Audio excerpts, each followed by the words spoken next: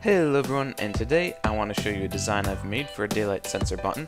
So the idea is that this left daylight sensor right here is our trigger daylight sensor, and every time we right click on it, we're going to get a quick pulse out of it, much like we would out of a button. Right now I have it activating this lamp here in the center, but of course you could have it go to anything you want. So this video is in response to a video that Xisuma put out yesterday where he showed a daylight sensor button, and he was looking for ways to compact it, and by far the most commented thing on his video was asking him why he didn't use a bud switch for the design. So right now we have a bud switch right here, but if we place a daylight sensor next to it, you're going to see the piston just stays extended. That's because the daylight sensor outputs a redstone signal next to it, so you can't use a piston right next to the daylight sensor because it's just going to always stay powered. You're not going to be able to tell when you update it. There is a bit of a workaround though. We can actually detect redstone dust signal strength with the bud switch. So whenever we right click on this daylight sensor, the redstone dust here is going to change signal strength, and we can detect that with the bud switch. And since the redstone dust isn't facing into the piston, it's not going to stay extended permanently, so we can actually detect it using a bud switch with this little workaround.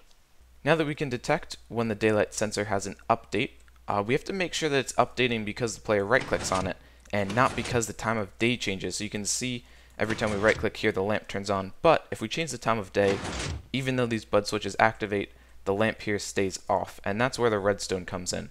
So this is just built up a little bit so you can see what's going on underground, and you can see if we right click on this daylight sensor, what's going to happen is this is going to turn on, the torch here will turn off along with the redstone dust, and that torch there, our center one, is the output. So every time we right click, we're going to get a pulse. But if we update the time of day, both of these are going to activate, and that's when we need to make sure that this torch stays off.